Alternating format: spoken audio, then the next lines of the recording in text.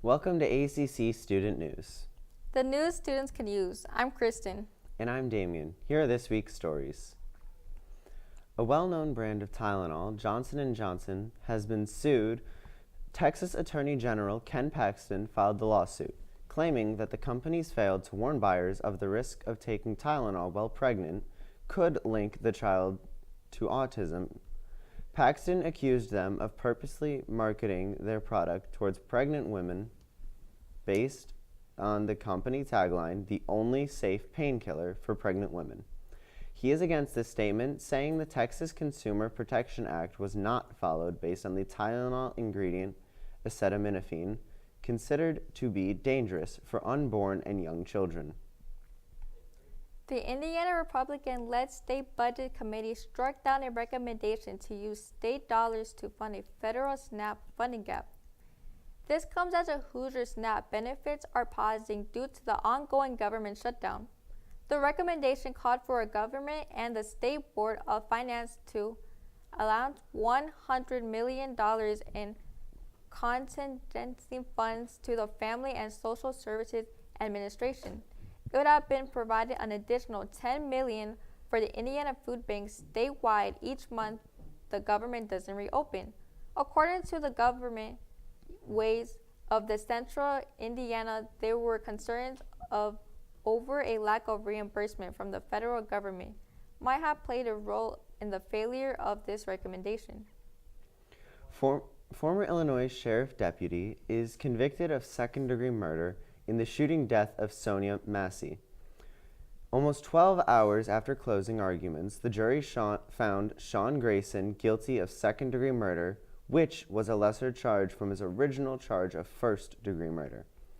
Grayson opened fire, killing Sonia Massey, who was a black mother of two, who had called 911 about a possible prowler. Grayson stated in his own defense that he believed that Massey was going to throw boiling water on him, and that is why he drew his firearm. Grayson faces up 4 to 20 years. A new record has been set after a man lives with a pig kidney for 271 days. The organ was surgically removed after a decline in kidney function, but it is a miracle that it managed to save his life after 3 years ago he faced kidney failure disease after dealing with diabetes since the 90s. The 67-year-old man was the fourth living patient to receive a pig kidney transplant to help prevent organ failure. A father was granted bond from ICE custody amid his daughter's battle with cancer. Ruben Maldonado was arrested by federal police outside a Home Depot in Niles, while his oldest child, 16 years old Ophelia, was receiving treatments for stage 4 metastatic cancer. Maldonado is currently in the Clay County Jail in Brazil, Indiana. He is requesting to stay in the U.S. because if he left, it would present a hardship on his family. Department of Homeland Security alleges that his criminal history includes habitual driving offenses, such as driving without insurance, driving without a valid license, and speeding. He was released on a $2,000 bond. That's all the news we have for now. Stay tuned for more news after the break.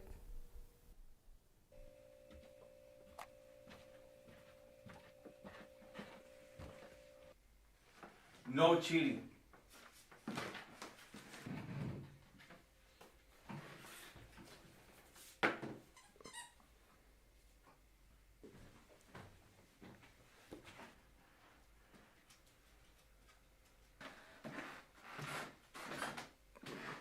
I said no cheating. That's an automatic F.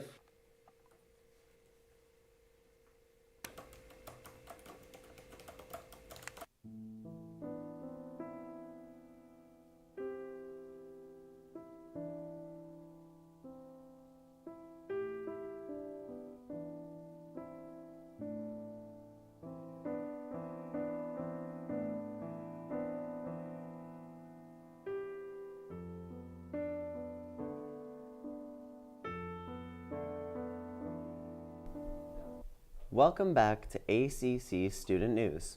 Here are the rest of the stories. The Indiana bird flu outbreak appears to be spreading to additional commercial eggs producers in the northeast Indiana. The State Board of Animal Health has recently quarantined 43,000 eggs producing chickens in LeGrand County country due to the suspect infection of bird flu. This is not counting the 20,000 eggs producing chickens that have already tested positive for the bird flu. Since the first 3 months of the outbreak, producers have had to destroy more than 8 million eggs. It is possible for humans to contact the virus, but according to the State Department of Health, there have been no confirmed cases in Indiana. Homeland Security Secretary visits Gary, Indiana with a message about more immigration operations. Kristi Noem said in a press conference from Gary said that the immigration enforcement operation responsible for more than 200 arrests in Indiana is just the beginning. She appeared alongside federal and state officials to announce a partnership between multiple federal agencies called Operation Midway Blitz. Noem also stated Indiana officials have yielded over 200 arrests of people without legal status who have had commercial driver's license. Since September, Indiana State Police have arrested 223 people, 146 who were drivers, and 46 of the drivers were behind the wheel of semis, and 82 were driving box trucks, buses, and moving vans. People from across the northern Caribbean are digging out from the destruction of Hurricane Melissa. There are 28 dead across the Haiti, Jamaican, and the Dominican Republic in Jamaica. The rumble of the large machinery, whine, and the chainsaws and chopping of machetes echoed throughout the southeast as the government workers and residents began clearing the roads. Emergency relief flights began landing at Jamaican's main international airport. Paramount began laying off 1,000 workers, with another 1,000 planned later, as its new owners pursue $2 billion in expense cuts across the company.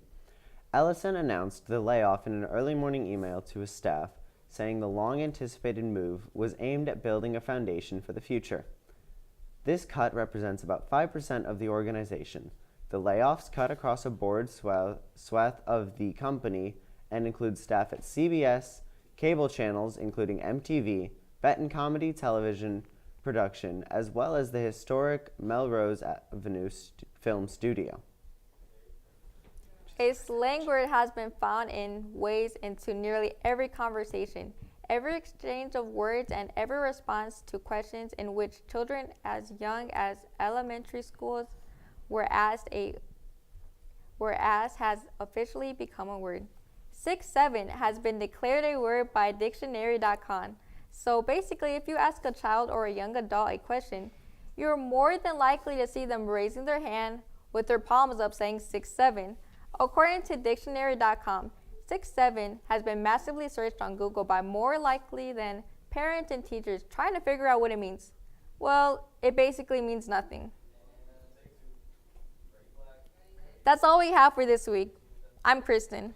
And I'm Damien. Make sure to check out the rest of our videos on YouTube and follow on Instagram at ACCTV Hammond.